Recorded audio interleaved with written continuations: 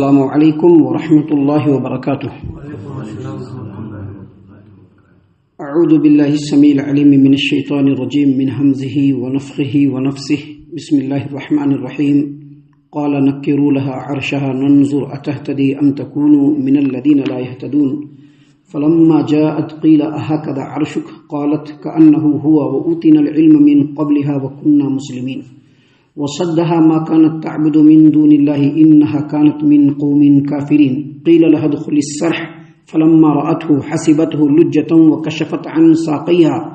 قال إنه صرح ممرد من قوارير قالت رب إني ظلمت نفسي وأسلمت مع سليمان لله رب العالمين۔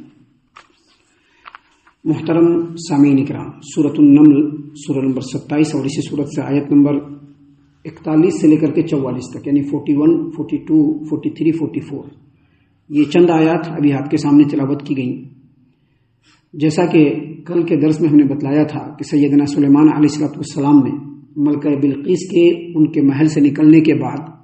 اور سیدنا سلیمان علیہ السلام کے مملکت کے بالکل قریب پہنچ جانے کے بعد اپنے درباریوں سے یہ ڈیمانڈ کیا، مطالبہ کیا کہ کون ہے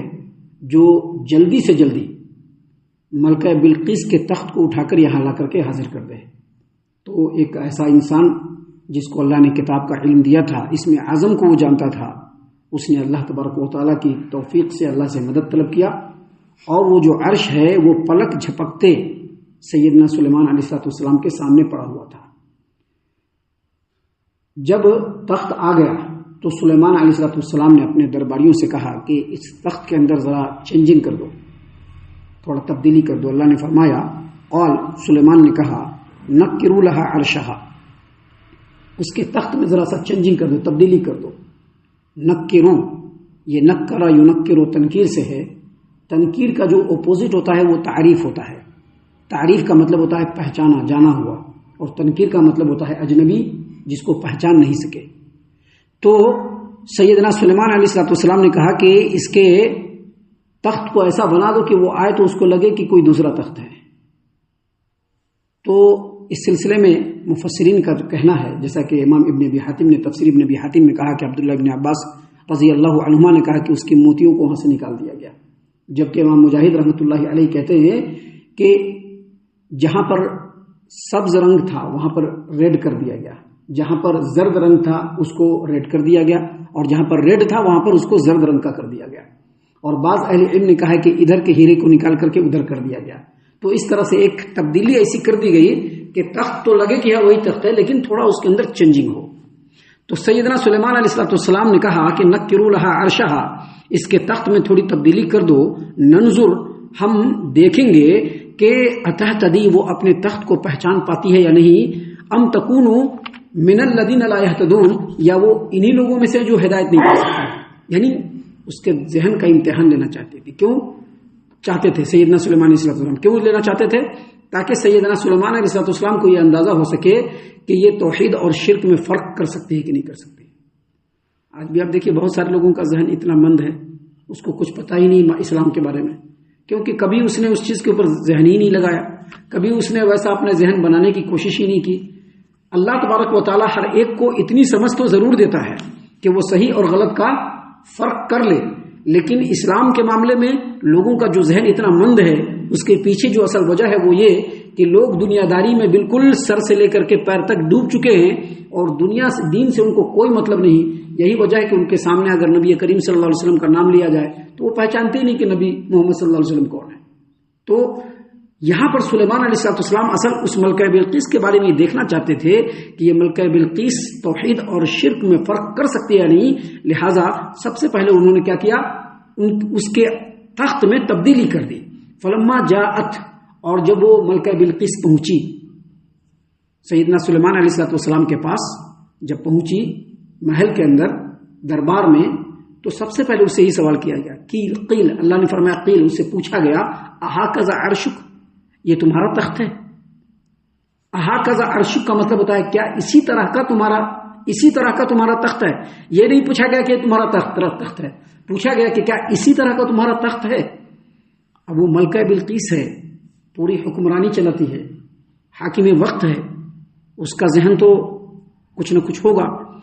تو سب سے پہلے اس نے تخت کو غور سے دیکھا اور پہچان گئی کہ یہ میرا ہی تخت ہے، لیکن اس کے اندر تھوڑی تبدیلی کر دی گئی، کیونکہ تبدیلی کرنے کے بعد بھی بہت ساری ایسی چیزیں ہوتی ہیں جو انسان کی اپنی ہو تو اس میں اس کی پہچان ہوتی ہے، تو اس نے دیکھ کر کے پہچان لیا، لیکن جیسا سوال کیا گیا تھا اسی طرح سے اس نے جواب دیا۔ کیا کہا اس نے؟ اللہ نے فرمایا قالت کأنہ ہوا، یہ میرے ہی تخت کی طرح سے ہے، یہ میرے ہی تخت کی طرح سے ہے۔ اب یہ سوال پوچھنے کے بعد اور اس کا جواب پانے کے بعد سیدنا سلیمان علیہ السلام اس ملکہ بلقیس کو جو بات سمجھانا چاہتے تھے، اس ملکہ بلقیس نے اس بات کو خود ہی کہہ دیا۔ اس نے کیا کہا دیکھیے، اس نے کہا وَأُوتِينَا الْعِلْمَ مِنْ قَبْلِهَا وَكُنَّا مُسْلِمِينَ، اور آپ کے بارے میں تو ہم کو اس سے پہلے ہی بہت ساری باتیں معلوم ہو چکی ہیں، یعنی یہ جو میرا تخت ہے اتنے دور سے اتنی جلدی آ گیا، یہ تو معجزہ کے علاوہ اور کچھ نہیں ہو سکتا ہے، اور یہ کام نبی کے علاوہ کوئی انجام نہیں دے سکتا ہے۔ لہٰذا ہم تو پہلے سے اس بات کو سمجھ چکے ہیں، لیکن آپ کے بارے میں اس سے پہلے بھی بہت ساری باتیں ہم معلوم کر چکے ہیں، آپ کی باتیں ہمیں معلوم ہو چکی ہے، اور یہ ہم سمجھ چکے ہیں کہ ہم جس سے ملنے جا رہے ہیں یہ کوئی معمولی بادشاہ نہیں ہے بلکہ اللہ کا کوئی مقرب بندہ ہے۔ سامعین کرام، جب اتنی بات ہوئی تو اللہ نے فرمایا دیکھیے اللہ نے کیا فرمایا، وَصَدَّهَا مَا كَانَتْ تَعْبُدُ مِن دُونِ اللَّهِ إِنَّهَا كَانَتْ مِن قَوْمٍ كَافِرِينَ، ملکہ سبا کو، ملکہ بلقیس کو ایمان لانے سے ان چیزوں نے روک رکھا تھا جنہیں وہ اللہ تبارک و تعالیٰ کے علاوہ پوچھتی تھی، کیونکہ وہ ایک کافر قوم سے تھی۔ یہ جو آیت کریمہ اس کا دو مفہوم بیان کیا گیا ہے۔ پہلا مفہوم یہ کہ یہ اللہ کا کہنا ہے، یہ اللہ کا قول ہے۔ اللہ نے کیا کہا کہ چونکہ ملکہ بلقیس ایسے ملک میں، ایسے ماحول میں پیدا ہوئی تھی جہاں پر کفر و شرک ہو رہا تھا، تو اسی ماحول میں رہ کر کے وہ کافر و مشرک بن گئی، لیکن اگر وہ تھوڑا دماغ استعمال کرتی، عقل مندی کو اگر سامنے لاتی تو وہ مشرک نہیں ہوتی تھی، کیونکہ اللہ نے اس کو وہ چیز دیا تھا۔ یہ پہلی بات اور پہلا مفہوم بیان کیا گیا ہے۔ اور دوسرا مفہوم یہ بیان کیا گیا کہ یہ سلیمان علیہ السلام کا فعل ہے، یعنی سلیمان علیہ السلام نے کیا سلیمان علیہ السلام نے ملکہ بلقیس کو ان تمام چیزوں کی عبادت کرنے سے روک دیا جس کو وہ اللہ کے علاوہ عبادت کرتی تھی، کہا کہ یہ شرک ہے، یہ کفر ہے، آپ کو یہ عمل نہیں کرنا ہے، اور ملکہ بلقیس رک گئی۔ یہ اللہ تبارک و تعالیٰ کا کلام تھا۔ اس کے بعد اللہ نے فرمایا کہ قیل لها ادخل الصرح، اب دوسرا امتحان لیا جا رہا ہے ملکہ بلقیس کا دوسرا امتحان لیا جا رہا ہے۔ قیل لها ادخل الصرح، اس سے کہا گیا کہ محل میں چلو، فلما رأته، جب محل میں پہنچی تو اس نے دیکھا، حسبته لجة، تو اس کو لگا کہ جو محل کا جو بڑا، دیکھیں نا بڑے بڑے جو بلڈنگ ہوتے ہیں، بڑے بڑے جو محل ہوتے ہیں،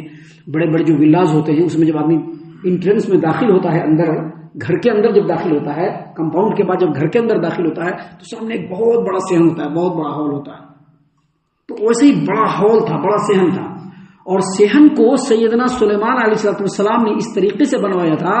کہ فرش کے اوپر بالکل چمکتا ہوا چکنا شیشہ جڑ دیا تھا، اس میں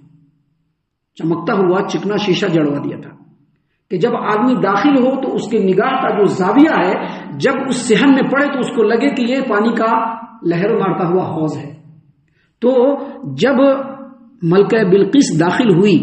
فلما رأته، اور اس نے دیکھا تو حسبته لجة، اس کو لگا کہ یہ کیا ہے، یہ حوض ہے، اور حوض میں پانی لہر مار رہا ہے اور اسی کو پار کر کے جانا ہے۔ تو اللہ نے فرمایا وہ کشفت عن ساقیہا، اس نے فوراً اپنے کپڑے کو اٹھایا۔ ابھی پانی کو دیکھتے ہیں تو ہم کیا کرتے ہیں، ابھی پانی دیکھتے ہیں تو پہلے ہم اپنا کپڑا اٹھاتے ہیں تاکہ کپڑا اس پانی میں لگے نہیں، اور پھر اس کو پار کر کے جاتے ہیں۔ ویسے ہی آٹومیٹکلی فطری طور پر ملکہ بلقیس نے اپنے کپڑے کو اٹھایا تو سیدنا سلیمان علیہ السلام نے کہا، اللہ نے فرمایا قال انہ صرح ممرد من قواریر، کپڑا اٹھانے کی ضرورت نہیں ہے، کپڑا اٹھانے کی ضرورت نہیں ہے، یہ شیشہ ہے، یہ کوئی حوض نہیں ہے، یہ کوئی پانی نہیں ہے۔ یہ ہوتا ہے نا بہت سارا پانی چمکتا ہوا، دور سے دیکھیے تو کیا لگتا ہے ریت کا، تو دور سے دیکھیے تو پانی لگتا ہے، اور جب قریب آئیے تو کیا لگتا ہے ریت کا تودا۔ کہا کہ بالکل ایسا ہی ہے، دکھنے میں لگ رہا ہے یہ پانی، لیکن اصل میں یہ پانی نہیں ہے، یہ چکنے شیشے کا فرش ہے چمکتا ہوا جو آپ کو پانی لگ رہا ہے، آپ بالکل ہی کپڑا مت اٹھائیے۔ تو یہ دوسرا امتحان تھا جس میں یہ سمجھانا مقصود تھا۔ مقصود کیا تھا سمجھانا؟ کہ جس طرح سے یہ جو فرش ہے جو چکنے شیشے کا ہے لیکن دکھنے میں پانی لگ رہا ہے اور دھوکہ دے رہا ہے، بالکل اسی طرح سے اللہ کو چھوڑ کر غیر اللہ کے لیے جو عبادت کی جاتی ہے، اگرچہ اس کے اندر لگتا ہے کہ بہت بڑا ہے لیکن یہ دھوکہ ہے۔ یہ چیز جب ملکہ بلقیس نے دیکھا اور ان چیزوں سے جب وہ گزر گئی ایکسپیریمنٹ سے، تو فوراً اس نے کہا، اللہ نے فرمایا قالت، ملکہ بلقیس نے کہا رب انی ظلمت نفسی، سورج کی پوجا کر کے آج تک میں اپنے نفس پر ظلم کر رہی تھی، کیونکہ سورج دیکھنے میں تو بہت بڑا لگتا ہے۔ ابراہیم علیہ السلام نے سورج کو دیکھا تو کہا کہ یہ بہت بڑا ہے، ھذا اکبر، ھذا ربی ھذا اکبر، یہ میرا رب ہے، یہ بہت بڑا ہے۔ لیکن بہت بڑا تو اللہ تعالیٰ ہے، یہ تو نظروں کا دھوکہ ہے۔ تو کہا کہ جس طرح سے یہ جو اس کو دیکھ کر کے میں دھوکہ کھا گئی، اسی طرح سے میں اور میری قوم کے پورے لوگ سورج کی پوجا کرتے ہوئے دھوکے میں پڑے ہوئے تھے۔ لہذا اے میرے رب، میں نے اپنے نفس پر ظلم کیا سورج کی پرستش کر کے، اسلم تو مع سلیمان للہ رب العالمین، میں سلیمان کے ساتھ رب العالمین کے اوپر ایمان اسلام لاتے ہوئے اس کی مطیع و فرما بردار بن رہی ہوں، اور یہاں پر اس نے اسلام کو قبول کر لیا۔ تو یہاں پر یہ بات سمجھ لیجیے، کوئی یہ نہ کہے کہ یہ جو ملکہ بلقیس ہے سیدنا سلیمان علیہ السلام کو دیکھ کر، ان کی شخصیت کو دیکھ کر، ان کے مال و دولت کو دیکھ کر کے ایمان لائی، نہیں، بلکہ اس نے علی وجہ البصیرہ ایمان لائی۔ کیوں؟ سب سے پہلے انہوں نے سیدنا سلیمان علیہ السلام کا خط دیکھا جو بہت ہی مختصر لکھا ہوا تھا اور بسم اللہ الرحمن الرحیم کے ذریعے شروع ہوا تھا، تو یہ کوئی معمولی خط نہیں تھا۔ دوسرا، خط لانے والا جو ہدہد تھا وہ ایک الگ طریقے سے تھا، یہ بھی ایک تیسری بات تھی۔ تیسری بات، سیدنا سلیمان علیہ السلام کے پاس اتنا مال و دولت لے کر کے آئے تحفہ دینے کے لیے، انہوں نے اس کو انکار کر دیا۔ سمجھ میں آ گیا کہ یہ کوئی معمولی بادشاہ نہیں ہے، یہ اللہ کے بڑے مقرب بندے ہیں۔ پھر جو وفد آیا تھا واپس گیا، اور سیدنا سلیمان علیہ السلام کی جو منکسر المزاجی اس نے بتلائی، اس سے بھی وہ بہت متاثر ہوئی، اور جب یہاں آئی تو دیکھی کہ اتنے بڑے بادشاہ ہے، اتنا ان کے پاس مال و دولت ہے کہ اس کا تھوڑا سا بھی میرے پاس نہیں ہے، لیکن اس کے باوجود یہ اتنے اللہ کے قریب بندے ہیں، لہٰذا ان تمام چیزوں کو دیکھ کر وہ علی وجہ البصیرہ اللہ تبارک و تعالیٰ پر ایمان اور اسلام لے آئی۔ آگے اور بھی باتیں ہیں جو اللہ تبارک و تعالیٰ نے ہماری نصیحت کے لیے یہاں پر نازل فرمائے ہیں، بیان فرمائے ہیں، جس کو انشاءاللہ کل اور کل کے بعد کے درس میں ہم آپ کے سامنے پیش کریں گے۔ ہم اللہ سے دعا کرتے ہیں کہ اللہ تعالیٰ ہم تمام کو ان تمام باتوں پر خوب غور و فکر اور تدبر کرنے کے ساتھ ساتھ ان باتوں پر عمل کرنے کی بھی توفیق عنایت فرمائے، آمین۔ اللہ تعالیٰ ہم تمام کو صحیح معنوں میں پکا سچا مومن مسلمان بنائے، اللہ اور اس کے رسول صلی اللہ علیہ وسلم کی اطاعت و فرما برداری کرنے والا بنائے، صحابہ کرام رضی اللہ عنہم کے طریقے پر چلنے والا بنائے، جنت الفردوس میں جگہ عطا فرمائے۔ اے اللہ ہم تمام کو جہنم سے پناہ دے، اے رب العالمین ہم تمام کو جہنم سے پناہ دے، اے مالک الملک ہم تمام کو جہنم سے پناہ دے، آمین یا رب العالمین۔ وما علینا الا البلاغ المبین۔ تبارك الذي نزل الفرقان على عبده ليكون للعالمين نذيرا